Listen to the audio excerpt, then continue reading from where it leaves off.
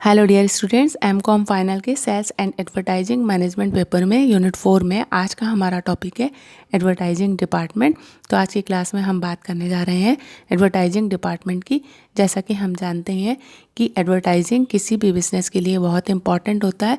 Similarly advertising department किसी भी organisation का एक इम्पॉर्टेंट हिस्सा होता है। तो आज की क्लास में हम उसी के बारे में जानने वाले हैं। शुरू करते हैं एडवर्टाइजिंग डिपार्टमेंट एंड इंट्रोडक्शन से। Company itself is an organisation and advertising department is a sub system of the overall system. की जो कंपनी होती है वह एक संपूर्ण संगठन के रूप में होती है, और जो एडवर्टाइजिंग डिपार्टमेंट होता है यह संपूर्ण संगठन का एक उप प्रणाली के रूप में कार्य करता है। तो इस तरीके से एडवर्टाइजिंग डिपार्टमेंट को sub system of the overall system कहा जाता है। अब बात कर रहे हैं ways in which an advertising department can be organised, कि एक एडवर्टाइजिंग डिपार्टमेंट को किस तरीके से ऑर्गेनाइज किया जा सकता है। इसको ऑर्गेनाइज करने के 5 तरीके हैं: by functions, by media, by product, by end user and by geography. कि इसका जो ऑर्गेनाइजेशन है इन आधारों पर काम करता है, यानी विज्ञापन के कार्यों के आधार पर, उसकी मीडिया के आधार पर, उत्पाद के आधार पर, एंड यूजर के आधार पर और ज्योग्राफी के आधार पर। सबसे पहले बात कर रहे हैं हम ऑर्गेनाइजेशन बाय फंक्शन की, कि यह कार्यों के आधार पर किस तरीके से काम करता है। विज्ञापन विभाग अपने कार्यों को कुछ भागों में बांट देता है, जैसे कि copywriting, production, media and art. और इस तरीके से इनके लिए स्पेसिफिक मैनेजर्स इसके कार्यों की रिस्पॉन्सिबिलिटी को लेते हैं और इस तरीके से इन कार्यों को परफॉर्म किया जाता है। तो ऐसा संगठन कहलाता है organisation by function. Organisation of advertising department by functions involves the sub dividing the advertising works into sub-functional components. That is, the advertising manager would divide his total work into sub-functions as copywriting, production, media, and person can be in charge of each function. जैसा कि हम इस image में भी देख रहे हैं। This form is normally used by all those firms doing large amount of their own production of advertising and sales promotion work. And the next is organisation by media, की जो एडवर्टाइजिंग डिपार्टमेंट है उसका organisation उसके द्वारा काम में लिए जाने वाले मीडिया के बिहाफ पर बनाया जाता है। यानी कि जो विज्ञापन विभाग है वह विभाग विज्ञापन के माध्यमों के आधार पर ही डिज़ाइन किया जाता है। This type of organisation involves the division of the advertising work by different media where skilled personnel specialised in each area or division of work will handle the work. These areas can be newspaper, magazines, radio and television, outdoor and mail advertising. This can be presented in the form of a diagram as given below. जैसा कि हम इसमें देख रहे हैं कि newspaper advertising manager है, magazine advertising manager है, radio and TV advertising manager है और इसी के साथ साथ मेल एडवर्टाइजिंग मैनेजर है। Wherever such type of internal organization is followed, usually there is a counterpart specialist within the advertising agency who work for the company to adapt its advertising to the particular medium warranted.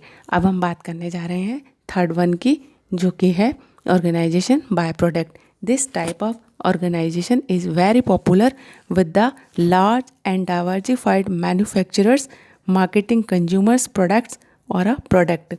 The base for डिविजुअलाइजेशन इस product, कि इसमें जो विज्ञापन विभाग है वह इसके उत्पादों के आधार पर कार्य करता है।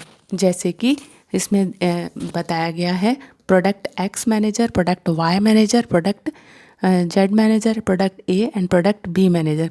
तो संपूर्ण संगठन जो है वो उत्पादों के आधार पर काम करता है।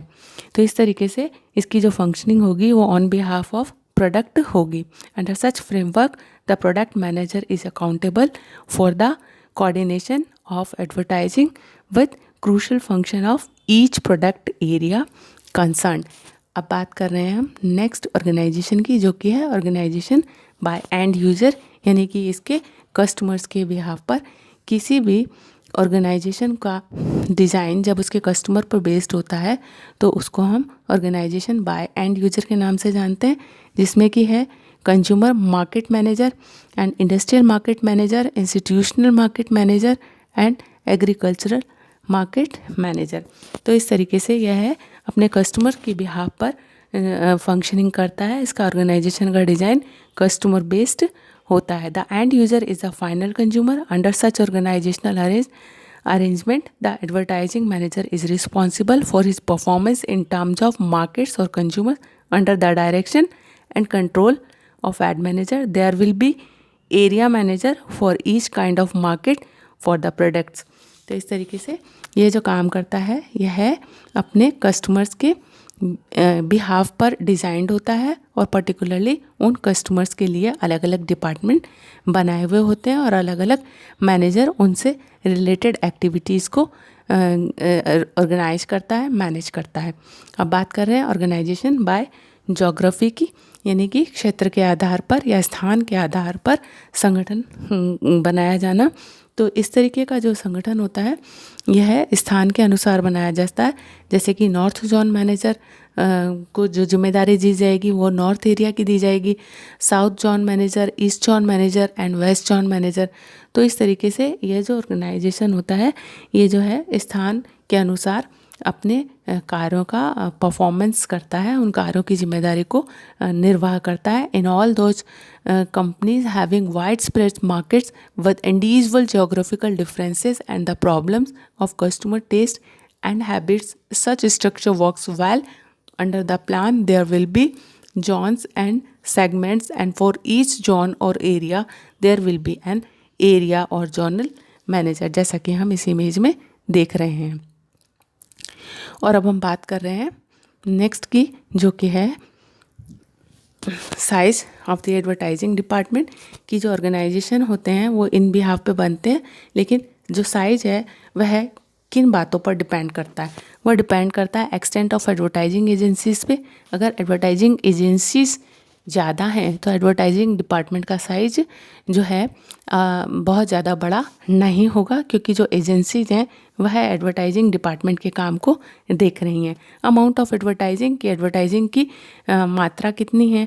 जैसे विज्ञापन का कार्य ज़्यादा होगा तो अकॉर्डिंगली जो विज्ञापन विभाग है उसका जो साइज है वह अकॉर्डिंगली बड़ा होगा।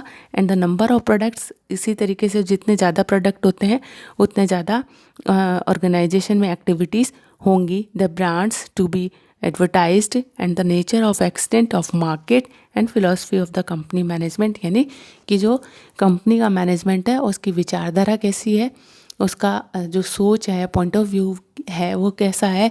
इन सारी बातों पर ये डिपेंड करता है कि एक कंपनी का एडवर्टाइजिंग डिपार्टमेंट का साइज कैसा हो।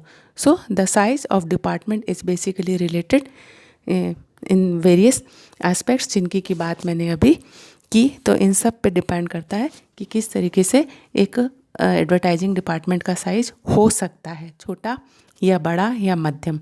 अब बात कर रहे हैं हम फंक्शंस ऑफ एडवर्टाइजिंग डिपार्टमेंट की, कि एक एडवर्टाइजमेंट डिपार्टमेंट को क्या क्या फंक्शन करने होते हैं। उसे फंक्शन करना होता है प्रिपेयरिंग द एडवर्टाइजिंग बजट, कि एडवर्टाइजिंग बजट का निर्धारण करना है।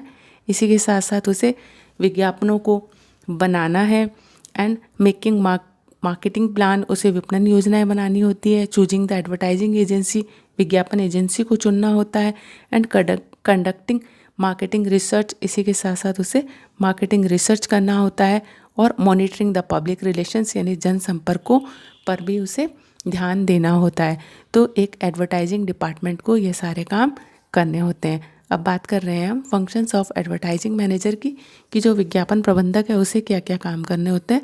तो जो विज्ञापन प्रबंधक होता है उसे एडवर्टाइजिंग बजट बनाना होता है, और इसी के साथ साथ उसे selection of working with and evaluating agency, उसे जो है कौन सी विज्ञापन एजेंसी के साथ काम करना है इसके बारे में निर्णय लेना होता है। And designing the advertising strategy, कि विज्ञापन की योजना बनानी होती है, व्यूह रचना बनानी होती है कि किस तरीके से विज्ञापन को इफेक्टिव बनाया जा सकता है। Determining the company advertising efforts, कि विज्ञापन के प्रयासों का निर्धारण करना होता है। इवेल्यूटिंग द एडवर्टाइजिंग रिजल्ट्स, इसी के साथ साथ विज्ञापन के परिणामों का भी उसे मूल्यांकन करना होता है और साथ ही साथ में उसे लेटेस्ट डेवलपमेंट्स के ऊपर भी ध्यान देना होता है, इंगेजिंग इन क्रिएटिव थिंकिंग। और इसी के साथ साथ उसे विज्ञापन के लिए रचनात्मक सोच को भी रखना होता है और जो है इसी तरीके से विचारों को लागू करना होता है। सो इंगेजिंग इन क्रिएटिव थिंकिंग भी एक फंक्शन है जो कि एडवर्टाइजिंग मैनेजर को परफॉर्म करना होता है। Managerial functions of advertising manager में जो फंक्शंस आते हैं उनमें है एडमिनिस्ट्रिंग द एडवर्टाइजिंग डिपार्टमेंट, कि विज्ञापन विभाग का प्रशासन करना, इसके लिए उसे plan, organise, coordinate and direction सारी एक्टिविटीज़ करनी है। Setting goals of for advertising, कि विज्ञापन के उद्देश्य तय करने होते हैं और इसी के साथ साथ उसे मेकिंग एडवर्टाइजिंग अंडरस्टैंडेबल, कि जो विज्ञापन है वो समझने योग्य हों, इस तरीके से बनाए जाएं कि वह इफ़ेक्टिव हो। तो मैनेजरियल फंक्शंस में उसे ये सब करना होता है। इसमें है मेकिंग एडवर्टाइजिंग अंडरस्टैंडेबल, यानी कि जो विज्ञापन हो वह इफ़ेक्टिव हो और सरल और समझने योग्य हो। Participation in company management, company के प्रबंध में हिस्सा लेना। एंड रिप्रेजेंटिंग द ऑर्गेनाइजेशन, कि ऑर्गेनाइजेशन के लिए एक रिप्रेजेंटेटिव के रूप में काम करने का काम भी जो है एडवर्टाइजिंग मैनेजर का होता है। And controlling the advertising expenditure, कि विज्ञापन से संबंधित सारे खर्चों को कंट्रोल करना भी जो एडवर्टाइजिंग मैनेजमेंट में ही आता है, इसलिए एडवर्टाइजिंग मैनेजर को ये काम करना होता है। तो इस तरीके से आज की क्लास में हमने ये जाना कि जो एडवर्टाइजिंग डिपार्टमेंट होता है उसकी क्या सिचुएशन होती है, उसका ऑर्गेनाइजेशन किन बेसिस पे बनाया जाता है, डिज़ाइन किया जाता है। इसी के साथ साथ हमने ये भी जाना कि जो एडवर्टाइजिंग डिपार्टमेंट होता है उसके क्या क्या फंक्शंस होते हैं और एडवर्टाइजिंग मैनेजर के क्या फंक्शन होते हैं और एडवर्टाइजिंग डिपार्टमेंट का जो साइज है वह किन फीचर्स पे डिपेंड करता है, किन बातों पर वह डिपेंड करता है। That's all for today. Thank you so much.